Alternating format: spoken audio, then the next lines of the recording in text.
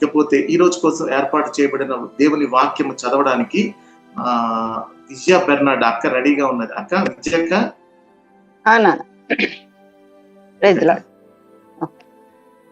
అందరికీ praise lord అండి. ఇది నాన్నకి ఏర్పాటు చేయబడిన వాక్య భాగము రోమీయులకు రాసిన పత్రిక 12వ అధ్యాయము 17వ వచనం నుండి 20వ వచనం వరకు ఉన్న దేవుని వాక్యము విందాం. కీడుకు ప్రతి కీడవనికి చేయవద్దు, మనుషులందరి దృష్టికి యోగ్యమైన వాటిని గూర్చి ఆలోచన కలిగిండి. సత్యమైతే మీ చేతనైనంత మట్టుకు సమస్త మనుషులతో సమాధానంగా ఉండడు. ప్రియులారా, మీకు మీరే పగ తీర్చుకొనక దేవుని ఉగ్రతకు చోటీయడి. పగ తీర్చుట నా పని, నేనే ప్రతిఫలమిత్తును అని ప్రభువు చెప్పుచున్నాడని వ్రాయబడి ఉన్నది. కాబట్టి నీ శత్రువు ఆకలిగొని ఉంటే అతనికి భోజనం పెట్టుము, దప్పికొని ఉంటే దాహము. అలాగూ చేయటం వలన అతని తల మీద నిప్పులు కుప్పగా పోయిదు. ఇంతటితో దేవుని వాక్యం. ప్రభునందు ప్రియులారా, మరి ప్రాముఖ్యమైన సమయంలో క్రీస్తు మనము సంఘము అనే ఈ సిరీస్లో భాగంగా మరి మిమ్మల్ని అందరినీ మరలా తిరిగి ఈ రీతిగా నేను కలుసుకోవడం అన్నది మరి నాకు ఆనందాన్ని ఇస్తున్నటువంటి విషయం. అలాగే ఇది కొద్దిపాటి రిలీఫ్ని కూడా కలగజేస్తున్నటువంటి విషయము. ఎందుకు ఏమిటన్నది మరి గత ఎపిసోడ్లో మరి మాట్లాడుకోవడం జరిగింది. మరి అదే రీతిగా మొన్న వారి సహాయాన్ని నాకు అందిస్తూ ఉన్నారు. మరి ఈ కృప కొరకే నేను ముందుగా దేవాదేవునికి నా యొక్క కృతజ్ఞతలు స్తుతులు చెల్లించుకుంటూ నేను చేసినటువంటి అపరాధం బట్టి నేను ఆయనకి నా క్షమాపణలు తెలియజేసుకుంటున్నాను. నా జీవితంలో ఎంతోమంది వేరియస్ వేస్లో నాకు సహాయకరంగా ఉంటా ఉన్నారు. వారందరికీ కూడా ప్రభు పేరిట కృతజ్ఞతలు. వారిని బట్టి ప్రభునకు నా స్తుతులు. క్రీస్తు మనము సంఘము అనే సిరీస్ ప్రభు కృపను ఆధారం చేసుకుని, అలాగే ఆ కృప ద్వారా ఎనేబుల్ చేయబడినటువంటి ఎంతోమంది యొక్క కంట్రిబ్యూషన్ కూడా ఆధారం చేసుకుని ముందుకు సాగుతూ ఉంది. కంట్రిబ్యూషన్ అన్నప్పుడు that contribution can be in any of the form అనమాట. మరి అట్టి వారందరికీ ప్రభు పేరిట కృతజ్ఞతలు తెలుపుతూ ఈ మహాకృప కొరకై నేను దేవునికి మరలా మరలా మరలా మరలా నా యొక్క స్తుతులు చెల్లించుకుంటా ఉన్నాను. మై డియర్ ఫ్రెండ్స్, మరి క్రీస్తు మనము సంఘము అనే సిరీస్లో భాగంగా మొదటి టాపిక్గా ద డివైన్ ప్లాన్ యాక్షన్స్ బ్లెస్సింగ్స్ని చూస్తూ ఉన్నామండి. ఎఫెసీ పత్రిక మొదటి 3 అధ్యాయాలు ధ్యానం అది. అయితే ఆ ధ్యానానికి ముందుగా మరి దాని కథను తెలుసుకుంటున్నాం. అందులో భాగంగా all relevant and required information gather చేసుకుంటూ ముందుకు సాగుతూ ఉన్నాము. మరి ఫేజ్ 3లోకి ఎంటర్ అయ్యామండి. మరి ఈ ఫేజ్ 3ని కొనసాగించడం కోసంగా మున్ననిచ్చినటువంటి పిలుపుని బట్టి ఈ సిరీస్ని కొనసాగించడానికి మరి వారి సహాయ సహకారాలను బట్టి నేను ఆయనకు ప్రభు పేరిట కృతజ్ఞతలు తెలియజేసుకుంటా ఉన్నాను. అలాగే మీ అందరికీ కూడా I welcome you all for today's episode అండి. మరి ఫ్రెండ్స్, యాక్చువల్గా అయితే ఇవాళ 13వ ఎపిసోడ్. బట్ లాస్ట్ మొన్న వారం జరిగిన ఎపిసోడ్లో మరి జరిగిన కథ అంతా కూడా ఒక రివిజన్ లాగా చెప్పుకున్నాం కాబట్టి నేను ఇవాళ ఎపిసోడ్ని 12వ ఎపిసోడ్గా మాత్రమే కన్సిడర్ చేస్తూ ఉన్నాను. రాలేకపోయిన వాళ్ళు ఏమి వరి అవ్వాల్సిన అవసరం లేదు. ఎందుకంటే my request and recommendation is that మీరు జేఆర్జే గాస్పెల్ సాంగ్స్ అనే ఛానల్లో మరి ఈ ఎపిసోడ్లన్నీ కూడా అప్లోడ్ చేయబడుతూ ఉన్నాయి. మరి ప్లేలిస్ట్గా కూడా బైఫర్కేట్ చేయబడి ఉన్నాయి. ఫేజ్ 1లో ఏముంది, ఫేజ్ 2లో ఏముంది అనేసి మీరు దయచేసి చూడండి. సో దట్ మీరు ఇప్పుడనే కాదు, ఎప్పుడైనా at any given point of time మీరు చూసి ఆ స్టోరీతో మీరు ఎలైన్ అవ్వచ్చు. ముఖ్యంగా ఫేజ్ 2ని జూమ్లో అటెండ్ అయిన మరి వారికి అప్పుడు మరి కొన్ని టెక్నికల్ గ్లిచ్ కారణంగా స్క్రీన్ షేర్లో చూడలేకపోయిన ఆసక్తికరమైన విషయాలు ఇక్కడ చూసే అవకాశం ఉండింది. ఏదేమైనప్పటికీ I request and recommend you to go through the videos అండి. మరి అలాగే ఇవి మీకు ఉపయోగకరంగా ఉంటున్నట్లయితే ఇతరులకు మరి మీరు షేర్ చేయడం కానీ, సజెస్ట్ చేయడం కానీ, రికమెండ్ చేయడం కానీ చేయండి. అలాగే మీ ఫీడ్బ్యాక్ యూట్యూబ్ కామెంట్ రూపంలో తెలపడం ద్వారా ఇటు నాకు హెల్ప్ చేస్తున్న వాళ్ళు అవుతారు, ఇతరులకు కూడా మీరు హెల్ప్ చేసిన వాళ్ళు అవుతారు. అలాగే ఇందాక మున్న చెప్పినట్టుగా మరి కొంత ప్రొయాక్టివ్గా ఉండడానికి వీలైతే ఇది ఇంటరాక్టివ్ సెషన్గా ఉంచడానికి కూడా మీరు ప్రయత్నించండి. ఆ ప్లేలిస్ట్ని మున్న మీతో పంచుకుంటారు. ఓకే, సో కథలోకి వెళ్ళిపోదాం. మరి పోయినసారి లాస్ట్ ఫేజ్ 2లో చివరి ఎపిసోడ్ ఇలా 2024 డిసెంబర్లో జరిగింది అది. మరి ఆ ఎపిసోడ్కి వచ్చేటప్పటికి కథలో మనం ఎక్కడున్నాము అని అంటే యేసుక్రీస్తు టైం వచ్చేసింది. ఆ వచ్చే టైం కల్లా మరి వీళ్ళంతా కూడా రోమియోల పాలన కిందకు వస్తూ ఉన్నారు. రోమన్ జూలియా అని అంటాం అనమాట. మరి అక్కడ నెలకొన్నటువంటి సామాజిక, ఆర్థిక, రాజకీయ, మతపరమైనటువంటి పరిస్థితులు, మరి ఓ పక్క రోమియోలు, మరో పక్క విత్ ఇన్ ద కమ్యూనిటీ మరి సద్దుకాయలు, పరిసయులు, వీళ్ళ టార్చర్, మరి ఆల్రెడీ మరి దారిద్ర్యం ఉంటా ఉండింది, సిక్నెస్ మరి వెళ్తూ ఉండింది, మరి స్పిరిట్స్ వెళ్తూ ఉన్నాయి. మరి ఆ కామన్ పీపుల్ అంతా నలిగిపోతున్న టైంలో మరి యేసుక్రీస్తు రావడం జరిగింది. ఆయన పరిచర్య చేస్తూ ఉన్నాడు. మరి ఇక్కడ మనం ఎప్పుడు ఇంతకుముందు చదువుకున్నట్టుగా డిస్కస్ చేసుకున్నట్టుగా ప్లాట్ ట్విస్ట్ ఏంటంటే ఏ చోజన్ నేషన్ అయితే పెట్టుకుని ఆయన డివైన్ ప్లాన్ కొనసాగిస్తున్నాడో వాళ్ళే తిరిగి ఆయనకి ఎదురు తిరగటం, లేకపోతే ఆ ప్రామిస్ ప్రాఫెసీ కోసం వెయిట్ చేస్తా ఉన్నారు కదా, ఒక మెస్సయ్య వస్తాడు, David son will build a kingdom అనే ప్రాఫెసీ కోసం చూస్తున్నప్పుడు ఒక్కొక్కరికి ఒక్కొక్క రకమైన ఎక్స్పెక్టేషన్ ఉండి దేవర్ యాక్చువల్లీ ఎక్స్పెక్టింగ్, ఎట్లా చెప్పాలంటే లిటరల్ కింగ్, లేదంటే లిటరల్ కింగ్డమ్ కోసం చూస్తున్నారు అనమాట.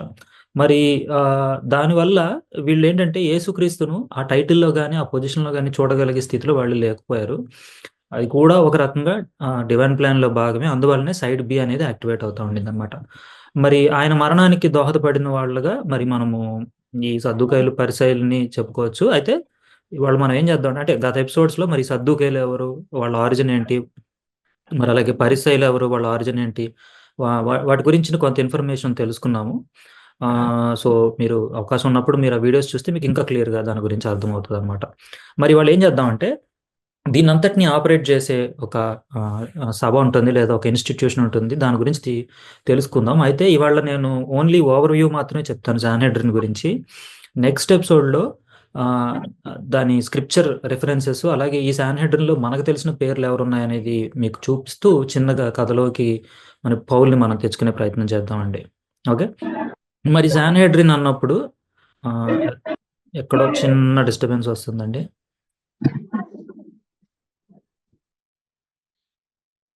Right, no problem. మరి సాన్హెడ్రిన్ అన్నప్పుడు జనరల్గా మీరు సువార్తలు చదివినా లేకపోతే అపోస్తల కార్యాలు చదివినా ఎక్కువగా వినపడే పదాలు ఏంటంటే సభ, పెద్దల సభ, మహాసభ అనే పదాలు వినపడతా ఉంటాయి అన్నమాట. దీని అంతటినీ కూడా జనరలైజ్ చేసేసి సాన్హెడ్రిన్ అనే లేబుల్ కింద వేసేస్తారు, లేకపోతే ఏమంటారంటే గ్రేట్ సాన్హెడ్రిన్ అనే లేబుల్ కింద వేసేస్తారు. మరి అప్పటి సమాజంలో జనరల్గా దీని గ్రీక్ మీనింగ్ కౌన్సిల్, అసెంబ్లీ అని చెప్తా ఉన్నారు. ఈ గ్రేట్ సాన్హెడ్రిన్ అనేది సింపుల్గా చెప్పాలంటే ఒక కోర్ట్ లాగా అనమాట. వీళ్ళు అక్కడి సమస్యల్ని పరిష్కరిస్తూ ఉన్నారు. దేని ఆధారం చేసుకుని, మోస్ట్లీ మొజాయిక్ లాని ఆధారం చేసుకుని, మిగతాది ఇంకా ఇండివిజువల్ వాళ్ళకు వచ్చినటువంటి అజ్ఞానం లేకపోతే అక్కడ నెలకొన్న పరిస్థితుల ఆధారంగా వాళ్ళు జడ్జ్ చేస్తూ ఉంటారనమాట. మరి ఇందులో 71 మంది ఉంటారు. ప్రధాన యాజకుడు దీని అధ్యక్షుడు, అతన్ని నాజీ అంటాము. తర్వాత వైస్ ప్రెసిడెంట్ ఉంటారు, ఆయన్ని ఆ భాషలో, వారి భాషలో హ్యావ్ బెట్ డిన్ అని అంటాము, ఫాదర్ ఆఫ్ ద కోర్ట్గా చెప్పబడతా ఉండింది. ఇక మిగిలిన పాపులేషన్ అంతా ఏంటయా అంటే సద్దుకాయలు, పరిసయులు, శాస్త్రులు, పెద్దలు, యాజకులు వీళ్ళే ఉంటా ఉన్నారనమాట. ఇక్కడ ఇంకొక పాయింట్ ఏంటంటే వెన్ వి సే శాస్త్రులు లేదా స్క్రైబ్స్ అన్నప్పుడు కూడా వీళ్ళు కూడా పరిసయుల కిందకే వస్తారు. ఎందుకంటే వీళ్ళు స్క్రిప్చర్ని లేకపోతే అక్కడ ఉన్నటువంటి ఏమంటారు థియాలజీని బాగా స్టడీ చేసినటువంటి క్యాండిడేట్స్ వీళ్ళు అనమాట. ఓకే, అయితే వీళ్ళకి కొన్ని అధికారాలు ఉన్నాయి, లేకపోతే వీరికి కొంత కార్యాచరణ ఉండింది. అదేంటో చూసి దీనికి సోర్స్ ఎక్కడి నుంచి వచ్చిందో మనం చూద్దాం. సింపుల్గా చెప్పాలంటే వీళ్ళు తలుచుకుంటే ఒక యుద్ధానికి తెర లేపగలరు, వీళ్ళు తలుచుకుంటే ఒక యుద్ధానికి తెరదించగలరు. అది వీళ్ళకు ఉన్నటువంటి పవర్. అలాగే ఇందాక చెప్పినట్టుగా కేసులన్నీ వాదిస్తూ ఉంటారు. మరి అక్కడ వాళ్ళు ఇవ్వగలిగిన పనిష్మెంట్స్ 2 రకాలుగా ఉంటాయి. ఒకటి కార్పోరల్ పనిష్మెంట్ అంటారు, అంటే మనకు అర్థమయ్యేలా చెప్పాలంటే కొరడా దెబ్బలు కొట్టడం, ఫైన్ వేయటం, లేకపోతే కొన్ని రోజులు బయట ఉండమని చెప్పడం లాంటివి అనమాట. క్యాపిటల్ పనిష్మెంట్స్ అన్నప్పుడు మరి మొజాయిక్ లాని బేస్ చేసుకుని కొన్ని చర్యలకు, యాక్షన్స్కు మరి కొన్ని శిక్షలను మరి విధించడం జరుగుతూ ఉండింది. సింపుల్గా చెప్పాలంటే డెత్ సెంటెన్స్ ఇష్యూ చేస్తారు. ఆ డెత్ సెంటెన్స్ 4 రకాలుగా ఇస్తారు. ఒకటి స్టోనింగ్, అంటే రాళ్ళు రువ్వటం. 2 బర్నింగ్, కాల్చటం. 3వది బీహెడ్డింగ్, కత్తితో తల చంపేయడం. 4వది స్ట్రాంగులేషన్, వ్యభిచారం చేసిన, బ్లాస్ఫమీ చేసిన, లేకపోతే అదర్ రిలీజియన్స్ని ఫాలో అయిన, ఐడోలేటరీ చేసిన, విగ్రహారాధన చేసిన, మరి హోమోసెక్షువల్గా ఉన్న, మరి మర్డర్ చేసిన, రేప్ చేసిన, అన్నిటికంటే ముందు సబ్బాత్ని బ్రేక్ చేసిన, ఇట్లా వీటన్నిటిని బేస్ చేసుకుని వాళ్ళకి కొన్ని క్యాపిటల్ పనిష్మెంట్స్ ఇస్తూ ఉన్నారు. అయితే మరి కొంతమంది స్కాలర్స్ ఏం చెప్తున్నారంటే యేసుక్రీస్తు వచ్చే టైంకి రోమన్స్ యొక్క ప్రావిడెన్స్లోకి జోదా ఎక్కువ వెళ్ళిపోవడంతో ఈ క్యాపిటల్ పనిష్మెంట్స్ని ఇచ్చే అధికారాన్ని కొంత, లేకపోతే ఎక్కువ శాతం సాన్హెడ్రిన్ కోల్పోయింది అని చెప్తా ఉన్నారు. కానీ మనం బైబిల్ని కొన్ని అదర్ సినారియోస్ కనుక చూసినట్లయితే అంటే మనం దీని మీద కొంచెం ఎక్కువగా స్టడీ చేయాలి. ఇప్పుడు మనకు అది అంత అవసరం లేదు కాబట్టి నేను ఓన్లీ మనకు అవసరమైన ఇన్ఫర్మేషనే చెప్తున్నాను. ఒకవేళ ప్రభు కృప, ప్రభు చిత్తం అయితే యేసుక్రీస్తు అనే టాపిక్ తీసుకున్నప్పుడు కానీ, లేదంటే ట్రయల్ ఆఫ్ జీసస్ అనే టాపిక్ తీసుకున్నప్పుడు కానీ మనం ఎక్కువ డీటెయిల్స్ చూద్దాము. సో ఇక్కడ ఇప్పుడు మనకి ఇందాక చెప్పాను కదా, ఇప్పుడు పాపంలో పట్టుబడిన స్త్రీని రాళ్లతో కొట్టడానికి, చంపేయడానికి వాళ్ళు వచ్చేసారు. మరి అదే మాదిరిగా యేసుక్రీస్తుని కూడా చంపగలిగే వీళ్ళకి ఆ ఛాన్స్ ఉండింది. అయితే కొంతమంది ఏమంటారంటే అదే అధికారం కొంత తగ్గిందని, తీసివేయబడిందని చెప్తా ఉన్నారు. మరి అలాగే స్టెఫన్‌ని రాళ్ళతో కొట్టి చంపేశారు. ఇట్లా సినారియోస్ మనకు కనబడుతున్నాయి. అయితే కొందరు ఏమంటారంటే ఇట్స్ ఎ పొలిటికల్ గేమ్. వాళ్ళకి అధికారం ఉందా లేదా పక్కన పెడితే, మరి యేసుక్రీస్తుని హ్మ్. ఆయనకు ఒక ఫ్యాన్ బేస్ పెరిగిపోతుంది. కల్ట్ ఫాలోయింగ్ అయిపోతుంది. ఆయన మీద వీళ్ళకి ఎక్స్‌పెక్టేషన్స్ పెరిగిపోతున్నాయి. ఆయన్ని మెస్సియా కింద వీళ్ళు చూసేస్తున్నారు. అక్కడొక రెవల్యూషనరీ మార్పులు జరుగుతున్నప్పుడు వాళ్ళలో భయం పుట్టించాలనుకున్నప్పుడు ఏం చేస్తున్నారంటే, ఆయన్ని గనక ఈ రోమియోల లా కింద చంపి అందరికి విజిబుల్‌గా దాన్ని గనక చూపించగలిగినట్లయితే, అందరిలోనూ ఒక రకమైన భయోత్పాదం, ఆందోళన కలిగిస్తుందనేది వాళ్ళ స్ట్రాటజీ అన్నట్టుగా చెప్తా ఉన్నారు. సో, ఓవరాల్‌గా ఈ సాన్‌హెడ్రిన్‌లో ఉన్నటువంటి సద్దూకయ్యులు, పరిసయ్యులు మరి మనం పోయినసారి కూడా చూసాం. ఈ సద్దూకయ్యులకి, పరిసయ్యులకి అసలు పడదు. మరి చూడండి పడనోళ్ళిద్దరూ కలిసి మరి చివరికి యేసుక్రీస్తుని మరి చంపే ఆ సిట్యుయేషన్‌లోకి వాళ్ళు వెళ్ళిపోతా ఉన్నారు. మరి దీనికి ఆధారం ఏమిటి అన్నప్పుడు హ్మ్. మున్నన్న ఒకవేళ టైం ఎక్కడన్నా స్టాప్ అంటే మీరు నాకు మధ్యలో హింట్ ఇస్తా ఉండండి. ఓకే. రైట్. ఓకే. రైట్. మరి దీనికి ఆధారం ఏమిటయ్యా అన్నప్పుడు అంటే బైబిల్ మనకి ఈ విషయంగా ఎక్స్‌ప్లిసిట్‌గా ఏమి సజెస్ట్ చేయట్లేదు గానీ, బట్ ఫోర్ షాడో ఆఫ్ వర్క్‌గా ఆ టెంప్లేట్ కింద చూసినప్పుడు, మరి మోసెస్ పీరియడ్‌లోకి వెళ్తా ఉన్నారు. ఇప్పుడు ఉదాహరణకు ఆహ్, నేను పైపైన చదివేస్తానులెండి మీరు చూడండి. నిర్గమకాండం 18థ్ అధ్యాయంలోకి వచ్చినప్పుడు, అక్కడ స్టోరీ ఏంటంటే, దానికంటే ముందు చిన్న ప్రీ కాంటెక్స్ట్ ఏంటంటే, మోషేని నువ్వు వెళ్లి వాళ్ళకి చెప్పు నేను విడిపించబోతున్నాడు మీ మీ మీ దేవుడు అంటే ఈ అబ్రహాము దేవుడు, యాకోబు దేవుడు మిమ్మల్ని విడిపించబోతున్నాడు అని వాళ్ళకి చెప్పినప్పుడు ఫస్ట్ ఆయనెళ్లి పెద్దలు, పెద్దలను పిలిపించాను అని ఉంటది. మనం నిర్గమకాండం ఫస్ట్ నుంచి కూడా చదువుకుంటూ వస్తే పెద్దలు, పెద్దలు, పెద్దలు అనేది ఎక్కువ సార్లు వినపడతా ఉంటది. సో, పెద్దలు అనేది అంటే గోత్రానికి సంబంధించిన పెద్దలుగా అక్కడ మంచి చెడ్డలు చూసే పెద్దలుగా లేపోతే గైడ్ చేసే పెద్దలుగా కొంతమంది ఉంటా ఉన్నారనేది మనకు అర్థమవుతోంది. ఇప్పుడు ఈ 18థ్ అధ్యాయానికి వచ్చేటప్పటికి ఏమైందంటే వీళ్ళు మరి మోషే మామగారు అది కిచెన్ అంట నన్ను ఓడి ఎటు కొంచెం మ్యూట్ చేస్తారండి? యాహ్! Thank you. రైట్. మరి మోషే మామగారైనటువంటి యిత్రో మరి మోషేని చూడ్డానికి మోషే భార్యని, పిల్లల్ని తీసుకొనొచ్చాడు. అప్పటి వరకు వాళ్ళని ఆయన మామ దగ్గరే ఉంచాడు. వచ్చినప్పుడు మరి మోషే చేస్తున్నటువంటి యాక్టివిటీస్‌ని చూసి ఆయన కొంచెం స్టన్ అయ్యాడు. ఏం చేస్తున్నాడు? పొద్దుటి నుంచి సాయంత్రం దాకా ఒకటే పని. ఏంటి మరి దేవుడిచ్చిన గైడెన్స్‌ని పట్టుకొని ఇక్కడ 13వ వచనం సింపుల్‌గా ఒకవేళ చూడాలంటే, ప్రజలకు న్యాయం తీర్చుటకు కూర్చుండగా ఉదయం మొదలుకొని సాయంకాలం వరకు ప్రజలు మోషే యొద్ద నిలిచిరి. ఆయనకి తీరిక లేదు. అలిసిపోతున్నాడు. ఎగ్జాస్ట్ అయిపోతున్నాడు. మరి అన్ని ప్రశ్నలకి సమాధానం ఉండే ఛాన్స్ లేదు. ఒక్కోసారి ఆ సమాధానం తెలుసుకోవడానికి ఈయన దేవుడి దగ్గరికెళ్ళాలి. ఎళ్ళొచ్చే గ్యాప్‌లో మరి మేము ఇజ్రాయేలీయులు అందరం కూడా మేమేంటంటే దూల పిల్లలం అనమాట. ఏదో ఒక దూల పని చేయకుండా ఉండలేమనమాట. ఈ దూల పని చేసేస్తా ఉంటారు. కోపం వస్తా ఉంటది. మరి అంత ఫ్రస్ట్రేషన్ అంటే ప్యారలెల్‌గా లైన్ డ్రా చేసి చూడండి. ఒక సమాజాన్ని గాని, ఒక కమ్యూనిటీని గాని, ఒక సంఘాన్ని గాని నడిపించాలంటే అది ఎంత పెయిన్‌ఫుల్ ప్రాసెసో గదా! ఎందుకంటే ఒక్కొక్కడికి ఒక్కొక్క పర్సెప్షన్ ఉంటది. ఒక్కొక్కడికి ఒక్కొక్క పర్స్పెక్టివ్ ఉంటది. వ్యూ ఉంటది. మరి దీని గురించి అంటే నాట్ మ్యాండేటరీ గాని బట్ ఒకవేళ అవకాశం ఉంటే యూట్యూబ్‌లోనే 'ద ప్రామిస్డ్ ల్యాండ్' అని చెప్పి ఒక సీరీస్ కోసంగా వాళ్ళు ఒక పైలట్ ఎపిసోడ్ రిలీజ్ చేశారు.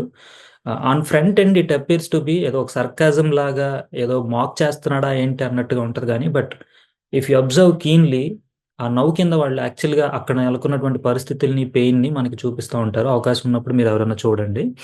మరి అటువంటి పరిస్థితుల్లో మోషేని చూసినప్పుడు మరి మోషే ఆయన యిత్రో కొంతమంది ఏం చెప్తారంటే అంటే కౌన్సెలింగ్‌లో ఉన్నవారికి ఏం చెప్తారంటే ఎగ్జాంపుల్ యిత్రో మోషేకు మరి కౌన్సెలింగ్ చేశాను అని చెప్తారు. ఏం చేశాడంటే, "బాబు నువ్వు ఒక్కడివే అన్ని పనులు చేసేసుకుంటే ఎలాగయ్యా? Delegate it. నీ దగ్గరున్న నాలెడ్జ్ అంతా వాళ్ళకి షేర్ చేయి. వాళ్ళకి చెప్పు. ఆ గైడ్‌లైన్స్ చెప్పి వాళ్ళకి నువ్వు టాస్క్ డెలిగేట్ చేయమని చెప్పడం మరి 18వ ఈ ఈ చాప్టర్‌లో మరి మనం చూడొచ్చనమాట.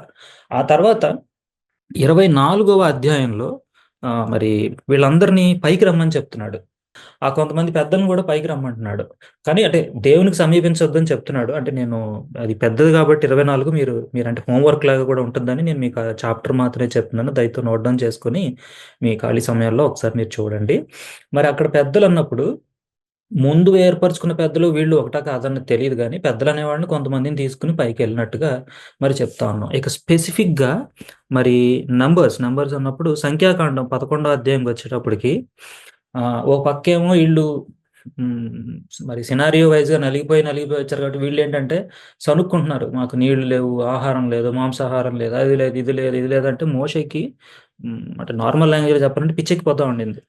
మరి దాని విషయంగా మరి దేవునితో మరి ఆయన కూడా మరి మాట్లాడుతూ ఉన్నప్పుడు దేవుడు ఏం చెప్పాడంటే, సరే నువ్వు ఓ పని చేయి, వెళ్ళి ఇక్కడ 16వ వచనంలో చూడండి మీరు, జనులనుకును పెద్దలని అధిపతులని నీ వెరిగిన ఇజ్రాయేలీయుల పెద్దలలో నుండి 70 మంది మనుషులను నా యొద్దకు పోగు చేసి ప్రత్యక్ష గుడారమునకు వారిని తోడుకుని రమ్ము. ఆ తర్వాత ఏమంటున్నాడంటే నేను వారి మీదకి నా యొక్క ఆత్మను క్రొమ్మరిస్తాను అన్నట్టుగా ఆయన చెప్తా ఉన్నాడు. సో వీళ్ళు ఆ తర్వాత జడ్జ్ చేసుకోవడానికి ఆయన పెట్టుకున్నట్టుగా చెప్తా ఉన్నారు. అట్లా ఈ ఈ ఈ ఈ ఆచారం కానీ సాంప్రదాయం కానీ కొనసాగింది. దాన్ని బేస్ చేసుకునే ఈ 70 మంది అనేది నెంబరు వీళ్ళు పెట్టుకున్నారు అని చెప్తా ఉన్నారు. ఓకే, సో ఇది వాళ్ళకి సోర్స్ అనమాట. మరి ఈ సద్దుకైలు పరిశీల గురించి ఆల్రెడీ తెలిసిందే, కాకపోతే కొంచెం ఆ జూయిష్ కాంటెక్స్ట్లో కానీ అప్పుడున్న సందర్భానుసారంగా చూడాలన్నప్పుడు సద్దుకైలు ఏం నమ్ముతారంటే మోషే రాసినటువంటి పంచకాండాలను మాత్రమే, అంటే అందులో పొందుపరచబడిన దాన్ని మాత్రమే నమ్ముతారు. అదే రిటర్న్ లా కింద వాళ్ళు చూస్తారు. వీళ్ళకేమో దేవదూతల మీదను శరీర పునరుత్థానం మీద నమ్మకం లేదు. పైగా అక్కడ టెంపుల్ పరిచర్యకి సంబంధించిన నిర్వహణకు సంబంధించిన పనంతా కూడా చూసేది వీళ్ళే, ద రిచెస్ట్ పీపుల్ అనమాట అక్కడ వీళ్ళు. మరి ఓవర్ ద పీరియడ్ వాళ్ళకి ఏమైపోయిందంటే ఆ ధన్యత కాస్త వీళ్ళు మనం లాస్ట్ ఎపిసోడ్స్లో మాట్లాడుకున్నట్టుగా స్వార్థపూరితమైన చింతనగా మారిపోతూ ఉంటుంది.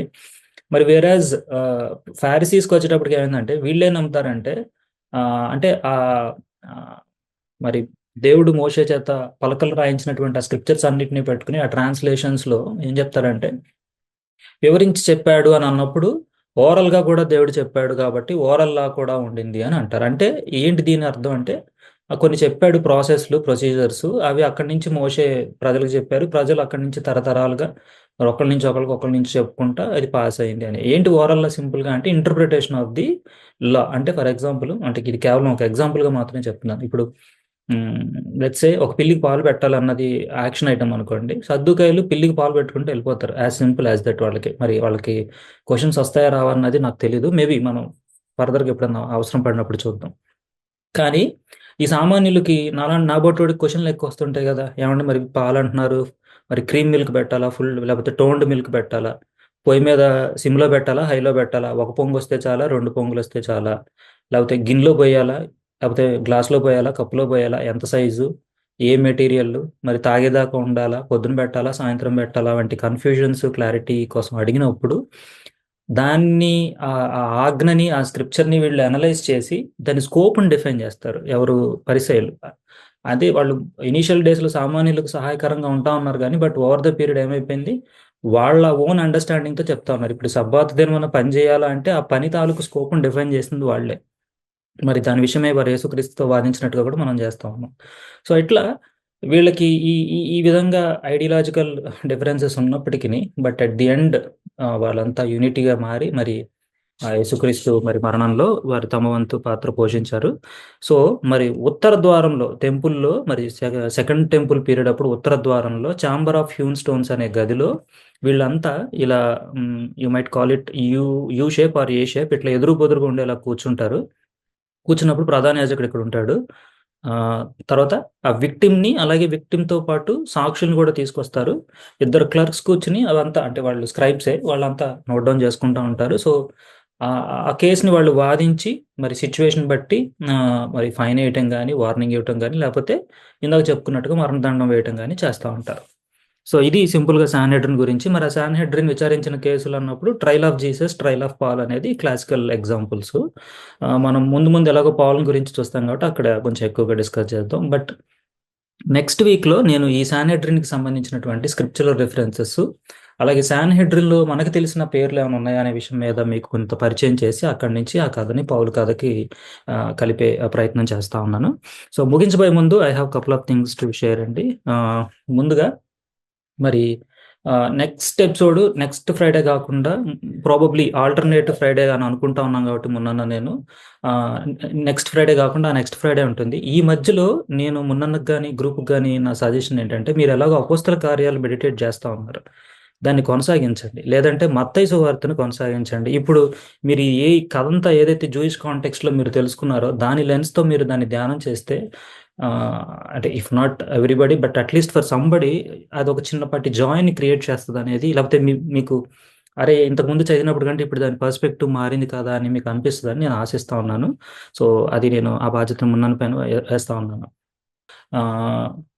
కొన్ని ప్రశ్నలు మీ ముందు ఉంచదలుచుకున్నాను. ఇది హోంవర్క్ అనుకుంటారో లేకపోతే లైట్ తీసుకుంటారో నాకు తెలియదు కానీ, బట్ ప్రయత్నం చేయండి, సమాధానం వెతకడానికి ప్రయత్నం చేయండి. మ్యాండేటరీ ఏం కాదు, కానీ ఒకవేళ ఉత్సాహవంతులు, నాకు అంటే పేర్లు తీయడం ఇష్టం లేదు, తెలిసిన పేర్లు అంటే బై డిఫాల్ట్ మున్నన్న పేరు వస్తుంది. ఆ తర్వాత ఐ హోప్ రాధిక అక్క ఇస్ దేర్, తర్వాత అజూబా గారు, తర్వాత ఇందాక పాటలు పాడిన పిల్లలు, ఇట్లా ఎవరైనా కావచ్చు, ప్రయత్నించండి. ఇప్పుడు ఇజ్రాయేలీలు మరి ఫస్ట్ నుంచి అప్రెషన్కి గురవుతూ వస్తూ ఉన్నారు కదా, మరి వాళ్ళు విసుక్కోవడం సనుక్కోవడం అన్నది మానవ పరిధిలో ఎంతవరకు కరెక్ట్ అంటారు, రాంగ్ అంటారు? మీరు అంటే రాసుకోండి, లేదంటే మైండ్లో పెట్టుకుని ఆలోచన చేయండి. ఒకవేళ ప్రభు కృప చెప్తే మనం గ్రూప్ డిస్కషన్ లాగా కూడా మనం ట్రై చేద్దాం కుదిరితే. ఎందుకంటే జనరల్గా బైబిల్ స్టడీస్లో అందరూ తలొక పాయింట్ చెప్పేలాగా పెడతా ఉంటారు ఒక్కొక్కసారి. మరి ఆ మానవ పరిధిలో వాళ్ళు కొనుక్కోవడం సనుక్కోవడం అన్నది ఎంతవరకు కరెక్ట్ అంటారు, రాంగ్ అంటారు? ఎందుకంటే సింపుల్గా బయటకు వచ్చేస్తాడు అన్నప్పుడు, అంటే మిమ్మల్ని ఐగుప్తుల చేతిలోంచి బయటకు తీసుకొస్తాను అన్నప్పుడు ఎవరైనా ఏమనుకుంటారు, అమ్మయ్య మమ్మల్ని కష్టాలు గట్టెక్కిచ్చేస్తాడు అనుకుంటే, కష్టాలు గట్టెక్కట్లా, కష్టాలకి ఇంకొక మెట్టెక్కిచ్చి మరి నడిపిస్తున్నాడు కదా, కష్టమైన పాతలోంచి తీసుకెళ్తున్నాడు కదా దేవుడు. మరి దాని గురించి మీ యొక్క అండర్స్టాండింగ్, ఆలోచన ఎట్లా ఉందంటారు? అదొకటి చూడండి. మరి మోషే కానీ లేకపోతే ఇతరులు కూడా ఫెయిల్ అవుతా ఉన్నారు. మరి వాళ్ళ పైన దేవుడు కోపగించుకోవడం కానీ, లేకపోతే మరి అప్పుడప్పుడు అనర్హత వేటు వేయడం అన్నది, course obviously God is a judge కాబట్టి ఆయన్ని మనం క్వశ్చన్ చేసే అధికారం లేదు, కానీ మానవ పరిధిలోనే ఆలోచించండి. ఇప్పుడు ఏలియా, ఆయనకి డైరెక్ట్ కాంటాక్ట్ ఉండింది కదా, అలాంటిది మరి ఆ రాణి నేను లేకుండా చేస్తానన్నప్పుడు డిప్రెషన్లోకి వెళ్ళిపోతే దేవుడు మరి అతన్ని తిట్టలేదు. వెరాజ్ for few people he was very strict. మరి అది ఏంటి అంటే, course obviously scenario to scenario మారుతుంది, కానీ ఆలోచన చేయడానికి ట్రై చేయండి, ఏ సినారియోలో ఏం జరుగుతుంది, ఏం జరగట్లేదని. మరి ఇప్పుడు ఫర్ ఎగ్జాంపుల్ మొన్ననే యేసుక్రీస్తు అనుకోండి, ఆయన వచ్చి అరే రండి ప్రతి శుక్రవారం మీరు ప్రార్థనకు రండి అంటే, ఇప్పుడు మనం ఉన్న కాంటెక్స్ట్లో మనం ఎంతోమంది ఫాల్స్ ప్రాఫిట్స్ని ఎవరో ఒకరిని చూస్తూ ఉన్నాం. మనకి ఇంకా చెప్పాలంటే ఎక్కువ ఎక్స్పోజర్ ఉండింది కదా. మరి అసలు how are we suppose to believe Jesus and his words? మరి యేసుక్రీస్తు మాట్లాడిన మాటలు కూడా ఎలా ఉన్నాయి? లేయర్డ్గా ఉన్నాయి, స్ట్రైట్ ఫార్వర్డ్గా లేవు, సింపుల్గా లేవు. నీవు దేవుని కుమారుడు అంటే రాజు ముందు నీవన్నట్టే అన్నాడు, అంతేగాని డైరెక్ట్గా మాట్లాడలే. బట్ ఈ సద్దుకైల పరిశీలతో మాట్లాడేటప్పుడు son of God, son of man అని మరి నొక్కి వక్కాండిస్తా ఉన్నాడు. మరి నేనే మెస్సైన్ అంటున్నాడు, పాపములను క్షమించే అధికారం నాకు ఉందంటున్నాడు. అప్పటికే డజన్ మంది ఫాల్స్ మెస్సైలు ఉంటున్న టైంలో ఇంకొక అతను వచ్చినప్పుడు మరి ఆయన్ని వీళ్ళు నమ్మకుండా అనుమానపడటం ఎంతవరకు కరెక్ట్ అంటారు, రాంగ్ అంటారు? లేకపోతే ఆయనే మెస్సయ్య అనే విధంగా వాళ్ళు ఏ పారామీటర్స్తో మరి ఆయన్ని క్రాస్ చెక్ చేసుకుని ఉంటే బాగుంటుంది అంటుంటారు అనే విషయాలు మీరు ఆలోచన చేయండి. మరి ఇక చివరిగా ఇప్పుడు లాని కాంట్రాడిక్ట్ చేసినట్టుగా మరి యేసుక్రీస్తు చర్యలు కనపడుతున్నాయి, మాటలు కనపడుతున్నప్పుడు మరి ఎట్ ద వెరీ ఫస్ట్ బిగినింగ్లోనే why can't he give the simpler law or simpler commandments? చెప్పొచ్చు కదా, అరే నేను మీ మనసులనే చూస్తాను, మీ ఇంటెన్షన్ చూస్తాను, మీ మనసులనే బలి కోరుతాను తప్ప నాకు ఈ జంతువులు ఇవన్నీ వద్దురా అని చెప్పొచ్చు కదా, ఎందుకు చెప్పలేదు? ఆలోచన చేయండి. నా దగ్గర అన్నిటికీ ఆన్సర్స్ లేదు, but I have a little portion of answers. అవి ఈ టాపిక్ ఎండ్ అయ్యేలోపు కొంత, దీని అయిన తర్వాత సెకండ్ టాపిక్ కోవెనెంట్ అండ్ అటార్న్మెంట్ చూసేటప్పుడు కొంత కవర్ చేస్తాను. కానీ బట్ ఈ మధ్యలో ఔత్సాహికులు ఎవరైనా కూడా మీరు ప్రయత్నం చేయండి, ప్రార్థన చేయండి, ప్రభు మిమ్మల్ని నడిపిన విధంగా. ఎవరైనా కూడా మీరు చక్కగా ఎప్పుడైనా ఒక సెషన్ ఎవరైనా మొన్ననే కూడా మాట్లాడవచ్చు అనమాట. సో అదండి. ఇక మరి ఇంకా మనల్ని ఎడ్యుకేట్ చేసే, గైడ్ చేసే మంచి చక్కని నాలెడ్జ్ షేరింగ్ సెషన్స్ కానీ పీపుల్ కానీ రావాలని ప్రార్థన చేయండి. ఎన్ని చెప్పినా వాక్యానుసారంగా కానీ లేకపోతే చెప్పిన దాని సారు ఆ డిసిప్లిన్ లైఫ్లో లేకపోతే వేస్ట్ ఆఫ్ ఇది కాబట్టి హిపోక్రేట్ అయిపోతున్నాం సద్దుకాయల్లా. కాబట్టి నేను జారిపోకుండా నిమిత్తం, నేను అన్నప్పుడు ఇట్స్ నాట్ ఓన్లీ మీ, ఆ నేనులో అందరూ ఉంటాం, నన్ను కావచ్చు, ఇంకొకరు కావచ్చు. మరి ఆ జారిపోకుండా నిమిత్తంగా కూడా మీరు ప్రార్థన చేయవలసిందిగా కోరుతూ మరి I hand over it to Munnanna. మీ అందరికీ కూడా షాలోమ్.